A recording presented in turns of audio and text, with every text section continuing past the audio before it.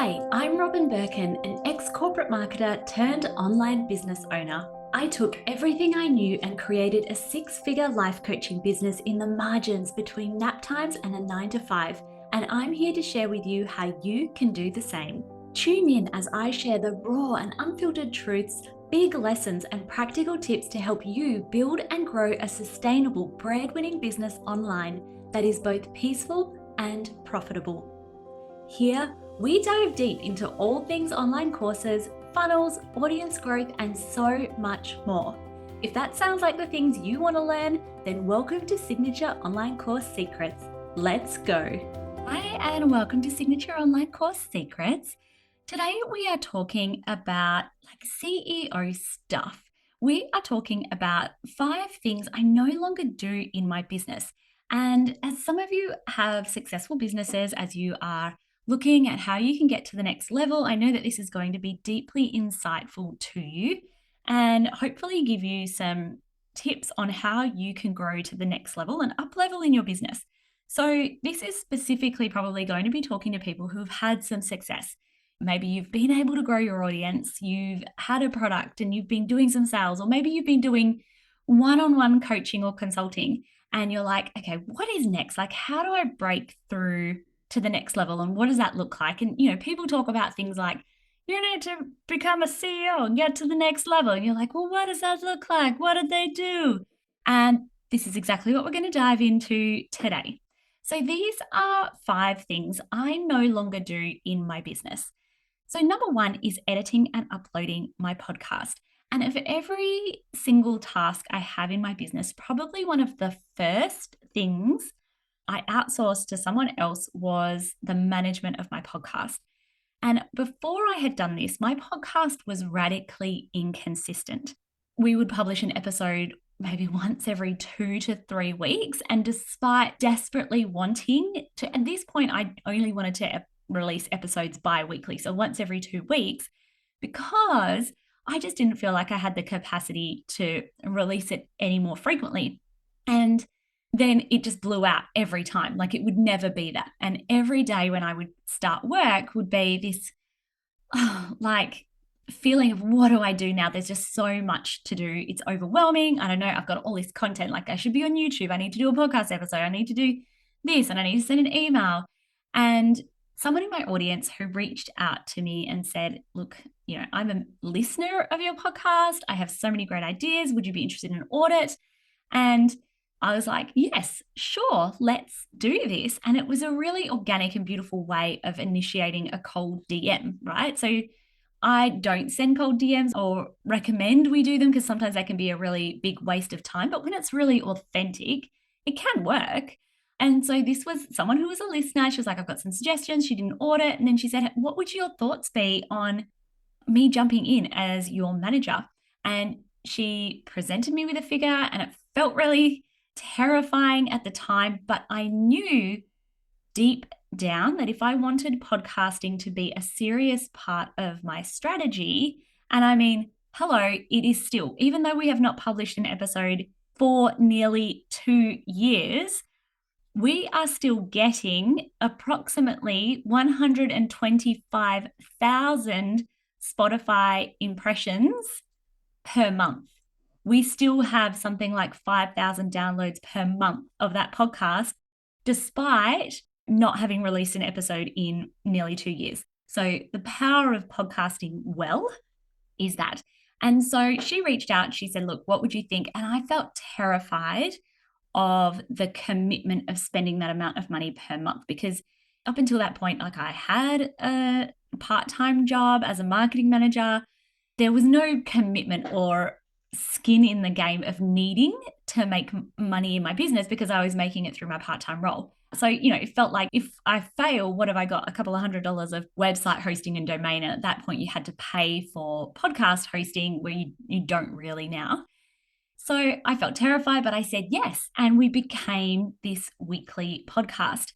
And of every single task I have in my business, this is the one thing that you will not get me to ever do again. Like, if someone said to me, now I have to edit your podcast, I'd probably be like, oh, forget it then. So I record my episodes I write out a little bit of my show notes, and I have a template that we use for the podcast.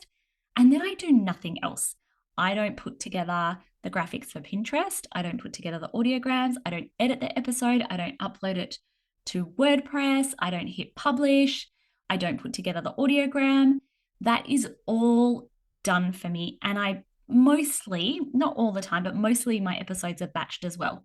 So what it looks like is in one session, I'll go through and look at all of my topics. So I know almost pretty much exactly what topics we'll be speaking about right through to the end of the year. And then on another session, I'll go through and write my own audio notes. So for example, this episode, I'm like, well, what are the 5 things? I'll go through and write out those rough notes. Then on another session, I'll go through and write out the show notes. So is the description that will be appended to the podcast episode and put on my WordPress website. And then I'm pretty well, like I just record them all in one session, and it's pretty much all batched across separate different days. And so a lot of the notes and things like that will happen once a quarter. A lot of the recording will happen once per month, and I'll just sit down and record like 4 episodes at one time. If you go back and listen to my 2-day stay episode, you will know that I batched a whole bunch at the beginning of this year, and they've sadly run out now, and life is just too crazy for me to have another 2-day stay to batch those out. But it was so worth it, and I would love to do that once a quarter because it was amazing. But you would never get me to edit and upload my podcast. And if you think about the time that you have and where your time is best invested, if you're a nutritionist or a naturopath or even like a social media manager, is your time best spent sitting in your podcast software and sitting and uploading and doing next, when that is such an easy job to outsource to someone else? And even when I was doing some bits of it, I would still have it edited by someone on Fiverr. So that was probably the first job that went. That was the thing that enabled us to publish episodes weekly. And it's probably the number one thing I would never go back to doing. I would always outsource this.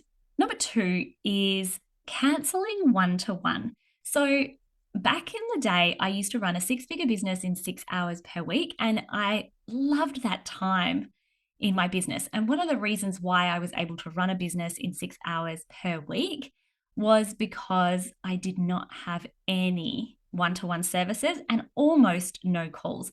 So I would have, at one point I had a monthly call for the program, which then moved to bi-weekly or fortnightly, wherever you're located.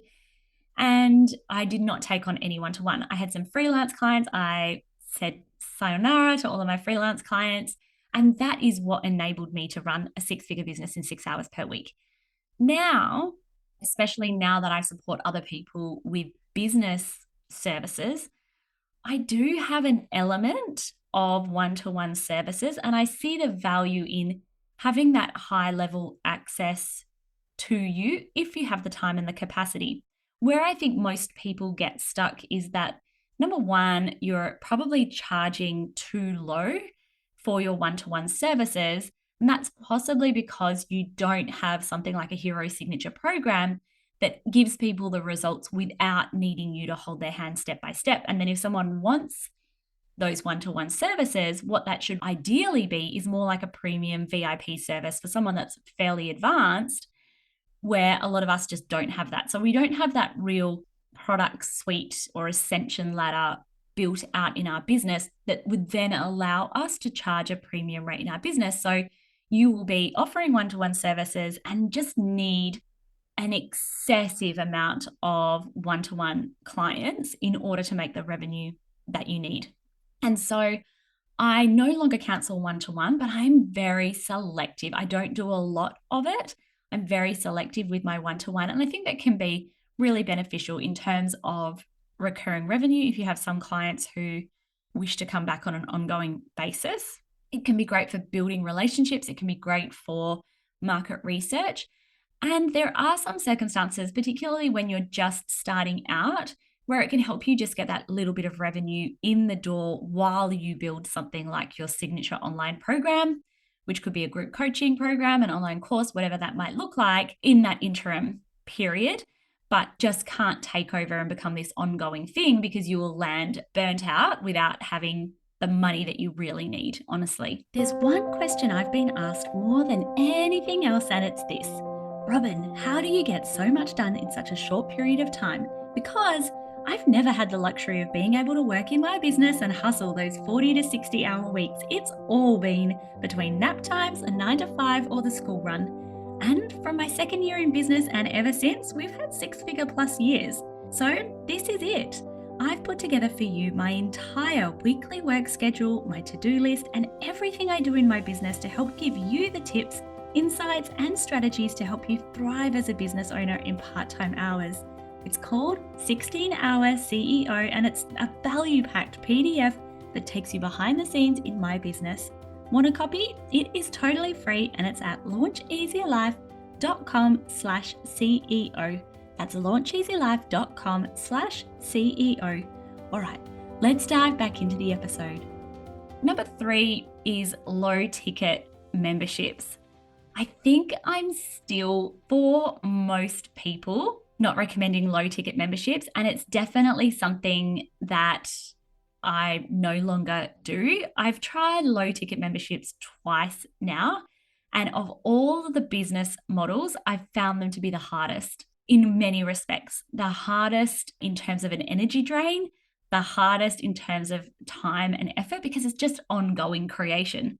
Honestly, memberships are this very delicate balance between creating new resources, training, interviews, content, whatever, and not having too much so that it doesn't overwhelm people. Like, it is honestly the biggest juggling act. It's harder to convert people into a membership because there's that psychological thing of they have to keep paying, and then they don't play super nicely with a signature online course. So they're just the ultimate flex, and they're hard to run. And I don't want programs and services that are hard to run. So low ticket memberships, I can see how it would work for like a meal plan, or I can see how Reels memberships would work, where they just give you a prompt every 4 weeks.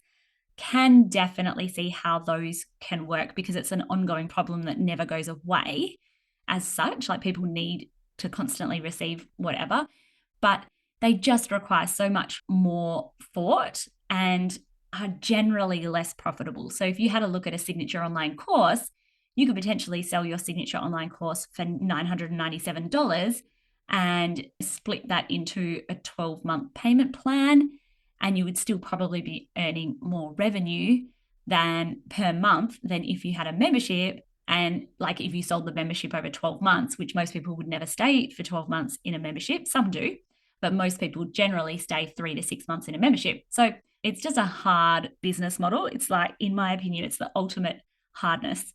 So I don't recommend them. I have tried them twice and I don't think I will go back. That said, I have, I guess, what you could call a high ticket membership, which is the mastermind. And I enjoy supporting people in the mastermind. And I feel that there is a real demand for that level of service, particularly when it comes to the technicalities and just the complication of running and scaling an online business. Going through things like Facebook ads requires that, back and forth and that high level of service. So low ticket memberships are another thing I've stopped doing in my business.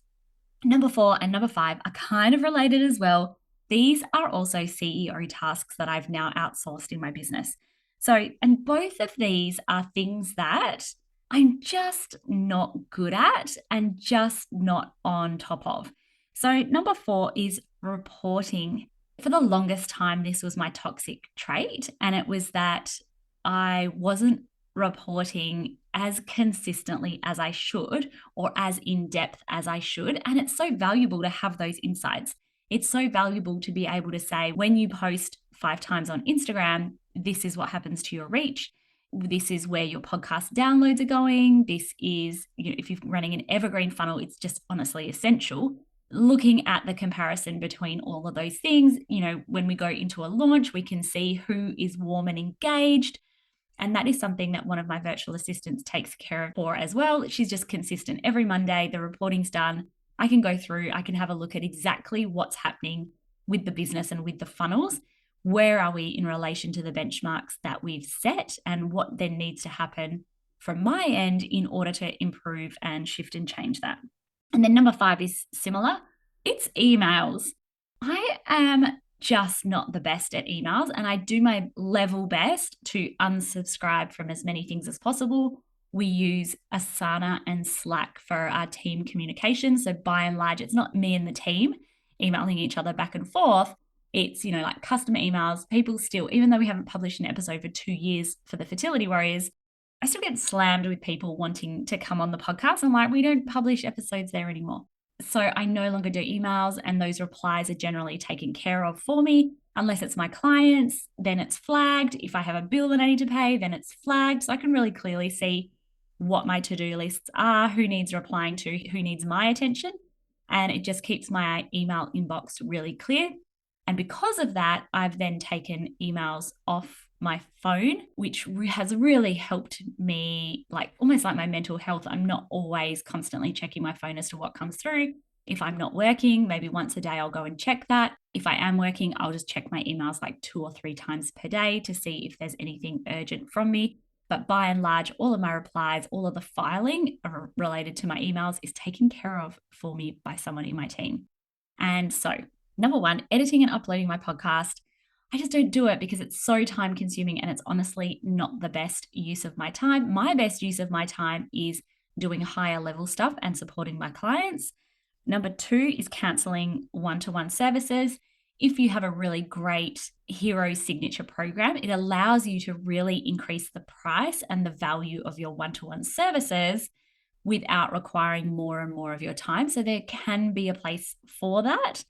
Number 3, low ticket memberships. They're just really hard and energy and time consuming. And then numbers 4 and 5 is really stepping into that CEO space of things that I'm not great at or don't need to be doing that aren't the best use of my time. I've outsourced my weekly reporting and my email management to my virtual assistant as well. I hope that's been a really helpful insight into the business. There does come a point when there is too much to do and your energy is better spent elsewhere. But those are 5 things I no longer do in my business. Have the best day, and I will speak to you next week. Bye. Another episode on the books. If you'd like to continue the conversation and get more super savable tips, come and find me on Instagram at Robyn Birkin. Otherwise, make sure you're subscribed, and I can't wait to see you next week.